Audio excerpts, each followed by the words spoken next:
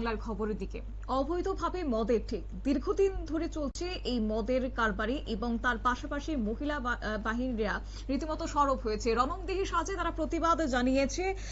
অভিযোগ যে ডাবগ্রাম ফুলবাড়ি আশিঘর এলাকায় মদের ঠেক এবং দীর্ঘদিন ধরে বেআইনিভাবে মদ বিক্রি করার জন্য এতে করে এলাকার পরিবেশ নষ্ট হচ্ছে। বিস্তারিত জানবো, সঙ্গে যুক্ত হয়েছে প্রতিনিধি সানি রয়। সানি, কি জানতে পারছো বিস্তারিত বিষয়টা যদি তুলে ধরো।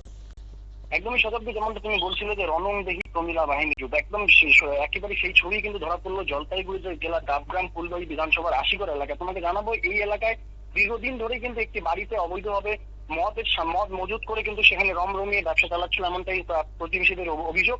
এবং গ্রামবাসীরা দীর্ঘদিন ধরেই কিন্তু বিভিন্ন ভাবে পুলিশ প্রশাসনকে জানিয়ে কোনোরূপ সুরা হয়নি। যে অভিযোগটা মূলত তোলা হচ্ছে যে পুলিশ প্রশাসন সেখান থেকে মান্থলি টাকা নিয়ে কিন্তু সেই ব্যবসাকে তারা তো এমনটাই স্থানীয় অভিযোগ করছে। এবং এই সমস্যার জন্য কিন্তু বারবার পাড়ার যারা যুব সমাজ সেখানে গিয়ে দিনের বেলাতে রাতের বেলাতে সেখানে কিন্তু ভিড় জমা এবং মদ খেয়ে বিভিন্ন পরিবারের মধ্যে অশান্তির মতো ঘটনা কিন্তু ঘটে আসছিল। এবং যার কারণেই এদিন মহিলারা একত্রিত হয়ে সেই বাড়িতে হানা দেয় এবং সেই বাড়ির যাবতীয় যে মদ থেকে শুরু করে বিলাতি মদ এমনকি দেশি মদ সমস্ত কিছু কিন্তু ফেলে একেবারে নষ্ট করে দেয়। পরবর্তীতে বাড়ির মালিকের সঙ্গে প্রথমে বাকবিতণ্ডা, পরবর্তীতে একেবারে পরিস্থিতি এমনটাই এড়িয়ে আসে যে মহিলারা তারা কিন্তু সকলে মিলে সেই পুরুষকে প্রহার করতেও ছাড়ে না।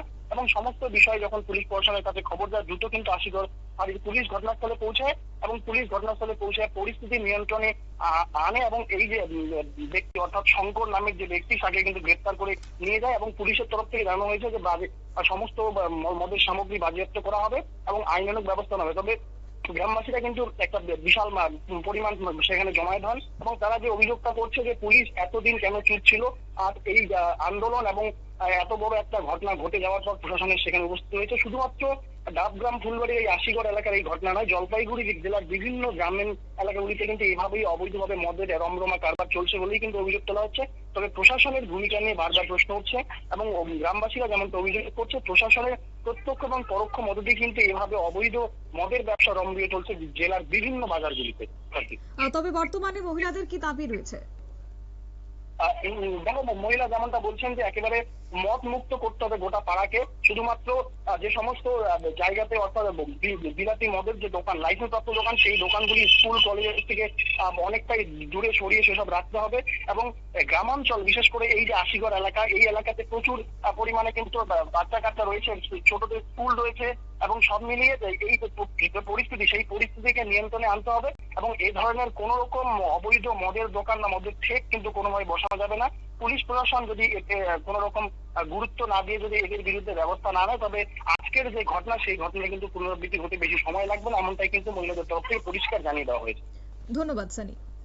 অর্থাৎ অভিযোগের ভিত্তিতে পরবর্তীতে পুলিশ প্রশাসন সেক্ষেত্রে পদক্ষেপ না নেওয়ায় রীতিমতো সক্রিয় হয়ে পড়েছে প্রমিলা বাহিনী। একজোট হয়ে মদের থেকে হানা দিয়েছে এবং মদ কারবারিকে ঘিরে শুরু হয়েছে বিক্ষোভ। পরিস্থিতি উত্তপ্ত হয়ে উঠলে অভিযুক্তকে মারধরের অভিযোগও উঠেছে এবং পরিস্থিতি সামাল দিতে পুলিশ ঘটনাস্থলে পৌঁছায় এবং পরিস্থিতি নিয়ন্ত্রণে এনেছে। এখন প্রশ্ন হচ্ছে যে এইভাবে অবৈধভাবে দিনের পর দিন মদের কারবারি চলছে, সেক্ষেত্রে আদৌ কি পুলিশ প্রশাসন ব্যবস্থা গ্রহণ করবে নাকি পরিবেশ আরো বেশি উঠবে, সেদিকে নজর রয়েছে সকলের।